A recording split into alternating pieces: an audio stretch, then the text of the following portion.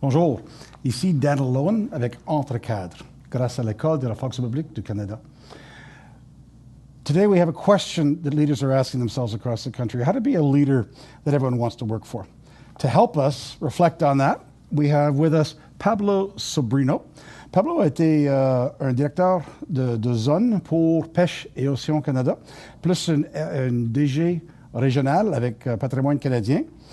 De plus, il a travaillé comme sous-ministre adjoint avec Travaux publics à l'époque en approvisionnement. More recently, Pablo has been executive advisor at the Canada School of Public Service, as well as interrupting his retirement, taking on work as the interim chief financial officer for the Department of Fisheries and Oceans. That's a long way from being on board ship with the Coast Guards back when it was part of Transport Canada. Pablo, how would you help answer the question, how do you be a leader everyone wants to work for? Well, I think I have three kind of values attached to it. As a value of respect, and I'll go into it a little bit more, a value of courage and empathy. And so I think that those are the elements that you got to kind of consider in that. So when I mean respect, you've got to respect your clients. Like, who is it you're serving?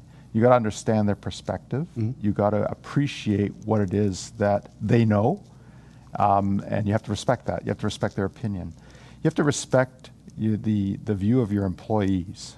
So your employees come with a lot of experience, a lot of knowledge, and you need to respect that. You need to appreciate that. When you come into a new job, you need to actually kind of think about how they're going to contribute to your success. Mm-hmm. So it's respecting that ability, that knowledge. You have to respect your colleagues. Your colleagues all have a role to play. You have to respect what they do. You have to respect that they have the best of intentions. An example I like to use often when I talk about this is we often have to work with central agencies, and our work with central agencies are often ones that have challenge. So you putting through a Treasury Board submission, and all you get is pushback, and that's how you see it, as pushback. But what you have to understand is what their role is, and their role is not about pushing back. The role is about getting your story straight so they can advocate for what you're trying to put in. So you need to respect that. You need to respect that kind of notion, that approach. The other thing you need to think about is respecting your boss.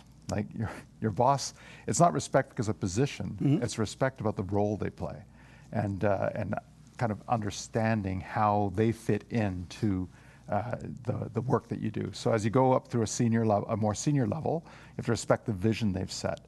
If your boss is a DG, you have to respect the direction that they're providing you. And so that's kind of the ultimate. Respect goes all around you, and I think that's one of the values that's quite important about getting people to work well with you. Because working well with you is not just about how employees work with you, but it's how you as the manager or the boss, whatever, work with everybody else. And that's that feeling of respect, that notion of respect, that value of respect is, I think, part of a piece that makes it something that people want to work for. That'll play a huge role in terms of how it affects employees, the degree to which you create relationships of respect up the ladder, across, out with clients and so on. That's right, because your organization, mm-hmm. It depends on that value as well. So that's kind of another piece of that. Courage. So the other piece of courage is a value that doesn't often get talked about, but courage is a very transparent form of courage is, speaking truth to power, which we've talked about as a core value of the public service. Of being able to tell your boss, tell your colleagues what it is that is right and what is wrong, and also all the colors of right and wrong. So courage is about being able to understand how to express yourself and express yourself appropriately, so you get a message across that might be difficult to hear. So courage without forgetting respect. That's right. Courage with respect. That's perfectly tied together. Courage to tell your employees what they need to know, what they have to hear, and how to develop their sense of self, their sense of purpose. So you have to have the courage to kind of take people through that journey. You have to have courage with your colleagues, again, to bring them along, to explain to them what you can and can't do, you have to have courage as well, I was going to say, with our clients. You have to have courage to be able to explain what you can provide, what you can't provide. A lot of people will shirk that responsibility of sharing what they need to share because it's difficult to share. And so that element of courage, I think, is kind of a very important value. You link that strongly when you're talking about courage. You're linking that to transparency, honesty, integrity, all at the same time. That's right. So those are all the pieces that you need to kind of put together. And when you put that overlay of respect on it, it's how you express yourself that's going to be the key that makes people feel that they've been respected, even though you might have to tell them something they don't want to hear. Right. So that's another piece. Tu as aussi mentionné l'empathie. Alors, l'empathie, c'est le dernier volet que je dirais des valeurs que moi je trouve important, et c'est de vous mettre dans l'esprit de la personne que vous faites interagir avec. Alors, le client. Le client, c'est une partie, j'ai commencé à apprendre ça très, très tôt dans ma carrière. J'étais en recherche de sauvetage. Alors, quand le client vous dit quelque chose, c'est ce qu'ils sont en train c'est l'expérience qu'eux, ils sont en train de vivre. Et c'est à vous de le reconnaître et de vous informer de comment est-ce que je vais répondre à ça. So I have to understand. So empathy is about taking a step in somebody else's shoes. And so when a Canadian, a client, tells a citizen, tells us something, that's the way they see it. It's not about telling them that you're wrong. It's about understanding how they see it, and then how do you express yourself back to them. Empathy is about your boss, for instance. How do you put yourself in your boss's shoes? So when I've had to deal with deputy ministers, like their jobs are complex, difficult to understand if you don't have all the context, which you often won't have, but you have to appreciate what spot they're in. And so you have to understand what's the information I need to present to help them figure out what they need to do. Your colleagues, the colleague that has no time for you to, I just lost my microphone. There we go. You're good. So back on the air. Your colleagues need to understand, you need to understand how your colleagues feel about something. So you are perhaps putting something forward that is controversial, that will affect their program, that will affect what they deliver. You need to understand how they're going to feel about that, so it's being respectful again, about how you're going to take their concerns, and they may be personal concerns, and they may be actual programmatic concerns, whatever. Appreciating that is going to be very important. And then finally, your employees. You have to be empathetic to your employees' situation. So the what your employees' experience is in their work, you need to understand where they are. A deputy minister once told me that one of the things that you got to remember is that put yourself back into the shoes of the employee when you were an employee, and how would you like to be treated? And you actually need to pause and think that through. So a lot of times in the day-to-day pressures of our work environment, we don't spend the time to just step back and say, okay, how's that person feeling about this? So these are simple things. I had a situation not long ago where, there's a snowstorm forecast, right? So the employee is worried about how are they going to get their kids to daycare because the school buses aren't running, all that stuff. So your obvious kind of position is, okay, so how can I help you out so you can still do your job and not be worrying? And in this case here, it was, work from home. So, it's a simple solution that's within the power of the manager. You can just go do that. So, but you actually have to appreciate how they're feeling as opposed to how you're feeling. So. Makes a lot of sense. De penser au niveau cérébral, du cœur et du corps. What is it that somebody is thinking? What are they feeling? What do they need? It's essential to any sort of negotiation or collaboration. I need to know what the other side is looking for as well. So we talked about le respect, le courage et l'empathie. Est-ce qu'il y a un exemple dans votre carrière où on trouve que ça a été un défi pour toi, qui peut toucher quelque chose de pratique pour notre auditoire, les DG? Mais ça arrive partout. Alors, c'est vraiment dans tous mes cas. Alors, j'avais un cas quand ils m'ont demandé de transférer d'un poste à un autre. C'était pas une demande, c'était j'ai reçu une lettre d'offre. Et je n'étais pas content parce qu'ils n'avaient pas discuté ça avec moi. Alors, c'était une affectation qu'ils ont fait sans me parler. Et j'avais rentré dans les cadres de ce temps-là. Et j'ai vu que je pouvais faire un appel en contre de l'affectation, mais la personne qu'il fallait que je fasse appel, c'était un sous-ministre, et le sous-ministre avait signé la lettre. Alors, c'est pas vraiment évident qu'on pourrait faire quelque chose comme ça. Alors, pour moi, c'était un manque de respect de ne m'a pas parlé de comment est-ce que j'allais avancer ma carrière, comment est-ce que c'était bon ou non pour ma carrière, tout ça. Alors moi, je me suis rappelé de ça. Je me suis sorti de la dépression très vite et puis je me suis lancé dans le travail. Et quand je regarde en arrière, c'était vraiment une opportunité. Mais dans ce temps-là, c'était pas. Alors ça, c'est un exemple comme comment j'étais affecté par un manque de respect pour comment je m'allais me trouver avec cette décision-là. So it really is, those are the kinds of personal examples that Powerful happen. example. The other one is with clients. So this is an old example. How many people have experienced in their office somebody calls and it's the wrong number? And so there are three ways of handling it. One of them is it's the wrong number and hang up. The other one, here's the right number and hang up. And the third one is, why don't you hold while I connect you to the right person? And the person, the client, the Canadian that asked that question, trying to connect that phone number, they will remember that the Public Service of Canada speaks with one voice and is respectful if you connect them through. You take care of the problem of them not being able to get somebody. So to me, that's an example of exactly the kind of simple thing that can be done. And how do you create that in your office, in your environment, is lead by example. So I have been in my desk when I hear the phone ring and somebody gets the phone and says that's not the right number, and I'll shout out, connect them to the right number. So those are the kinds of things that you can do, very simple things that just respect the people that are working with you. The message gets passed to your staff very quickly. That's what your expectation is. So those are the kinds of things that an example, for instance, of how I did that.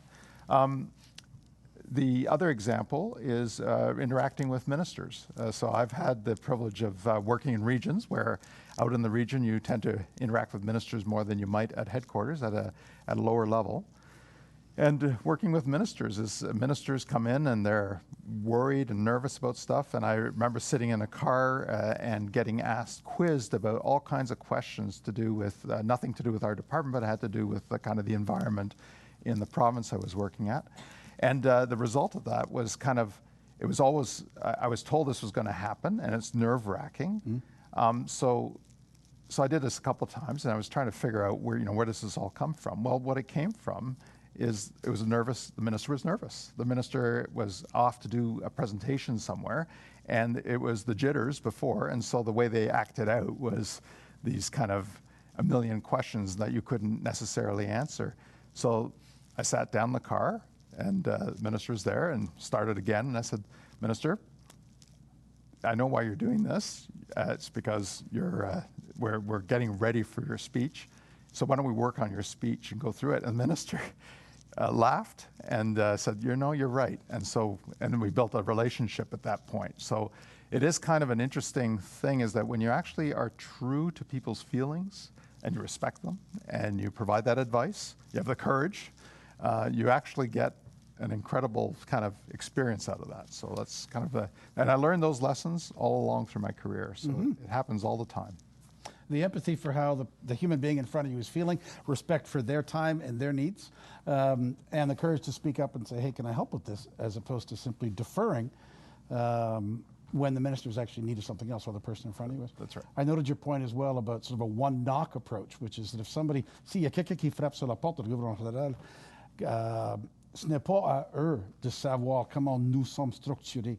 C'est pas à eux de faire la recherche. If we know how to get somebody somewhere, let's connect them. Let's make sure we have that person call back and so on. When you talk about courage and some of the examples, there's a risk. There's a risk in sharing something with the courage to share something with your staff, to speak truth to power. People have been sensitive about that. Governments come and go. There are different deputy ministers, directors come and go. Can you share a little bit about the risk, about who I'm talking to, how I address that in order to speak truth to power and speak truth to the people who are reporting to me. Right. So let's get this straight. In government, you can hardly ever get fired for doing something wrong. So let's just be clear. I hope everybody gets a laugh out of that. The question is, Makes me feel calmer for the interview. It's reputational is the risk that you're in. Generally, it's your own personal reputation that may be affected by that. So to me, risk is about managing that risk. So it's not about avoiding the risk, but managing the risk. So let's say I have something relatively confidential that I want to share with my employees. Well, I will let them know that it's relatively confidential, and this is how I want them to treat it. Mm-hmm. A lot of people will share something with their employees and not actually let them know what the boundaries are. And so that's kind of one piece. So there's an element of trust. With risk comes trust. And so you need to trust people to manage that risk. The other thing is when you're speaking truth to power, which is often the most risky thing, is picking the right place. Telling somebody they're wrong is not to be done. So this is with colleagues, with subordinates, and with your boss. You don't do that in a crowd. You have to do that privately. You're not trying to embarrass them. You're trying to give them honest feedback, honest truth, honest views. You also have to keep in mind that that person that you're trying to tell them something may have some other context that you're unaware of. And so you need to make sure that when you're framing your speaking truth to power, that you allow an avenue for an explanation or acceptance of your advice. So risk, you have to manage that risk. So the risk isn't really in presenting it, it's how you present it. That's, to me, where I find that the risks have to be dealt with. Well, when we look at the Public Service Employee Survey, the most recent one in 2017, across the public service, 75% of employees or of respondents would agree that overall, my department treats me with respect. Overall. That's great, and yet there's a gap. Overall, I like my job, is at 78%. I have support at work to balance my work and personal life, speaks to a degree to the empathy, that's at 72. We dropped to 66 when we talk about I'm encouraged to be innovative or take initiative at work, which sounds like courage and risk. Right. So what you have to do to create an environment for innovation is you have to give people room to make mistakes. And the only way you can do that is managing the risk for them. So they have to feel safe to make the innovative approach, and you have to put the frame around it to make sure that they have the space to do that. So what does that mean?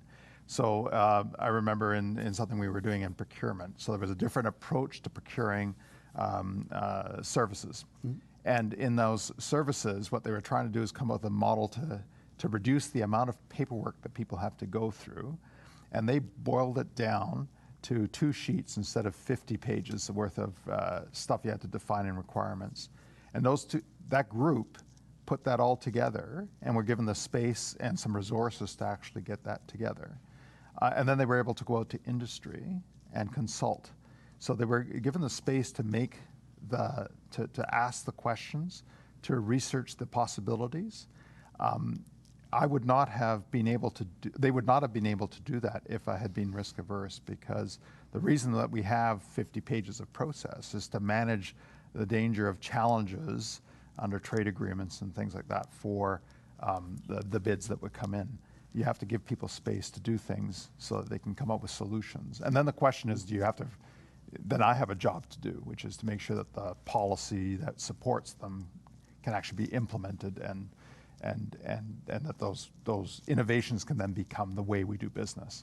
But I think that's true in any kind of innovative role.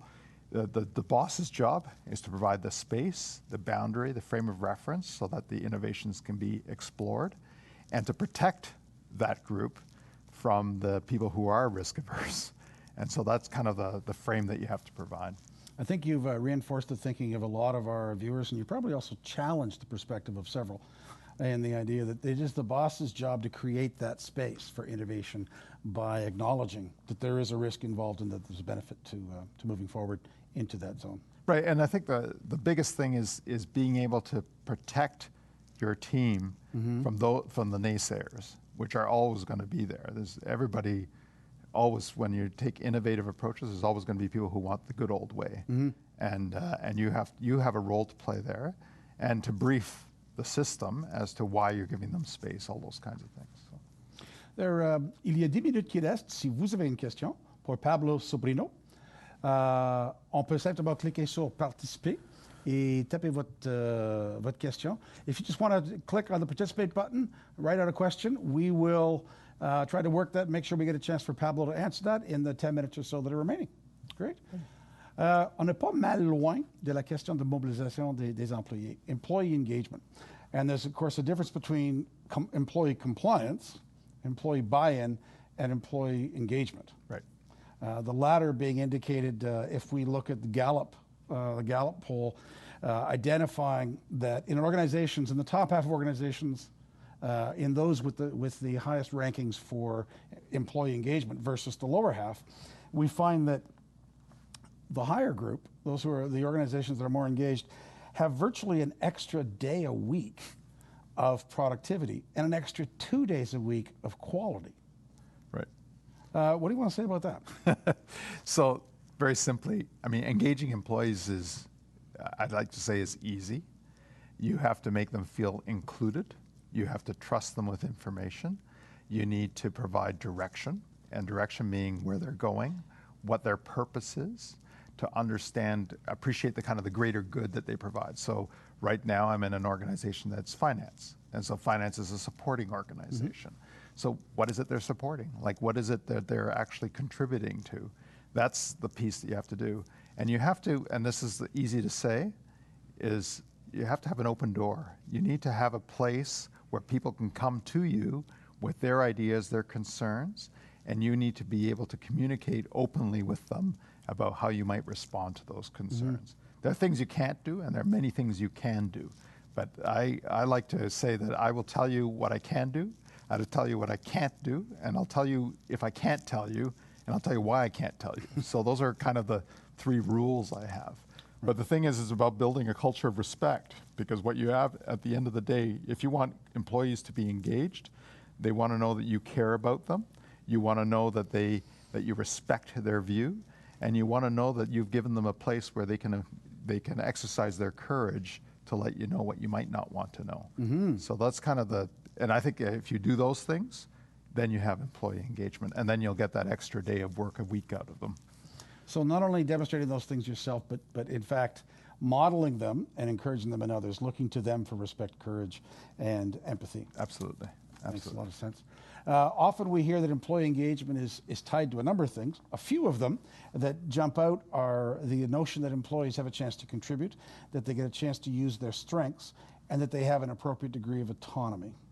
And what jumps to mind for you with those? Well, I mean, the thing about using people's strengths is absolutely is the key, right? Mm-hmm. So what you want to do is take advantage of your employees' strengths and their knowledge to advance the organization's goals. So there's no question that that's a piece. The innovation piece and autonomy, that's all the same thing. So to me, it's about letting people have the responsibility and giving them the responsibility and the accountability mm-hmm. to deliver on what they have to deliver. So. We have a question from quelqu'un a posé une question. Jusqu'au point est-ce que c'est réaliste et désirable, si je peux dire, d'être un leader authentique? To being an authentic leader, and you've been discussing that in your responses to some of the questions. To what extent is that realistic? To what extent is it desirable? Totally, it is the most real. If you can't be yourself in doing your work, you are not serving anybody well. C'est important d'être complètement authentique. Alors moi, une chose que j'ai partagée plusieurs fois, c'est il faut que tout le monde comprenne que même au niveau de sous-ministre adjoint, il y a des jours qu'on ne sait pas quoi faire. Il y a des jours qu'on a peur de ce qu'il faut faire. Et puis, il y a des jours qu'on ne sait pas quoi faire. And you need to be, if you can't admit that to yourself and your team, you're not being authentic, you're going to struggle, and your team is not going to be able to help you.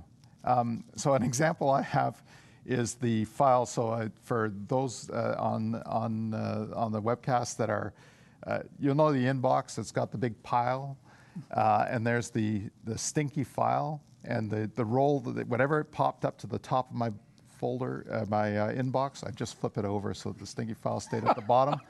And then finally, I didn't know what to do, And I finally called my management team together and I said, I got this file that it's not really to be assigned to anybody, but I have to do something with it.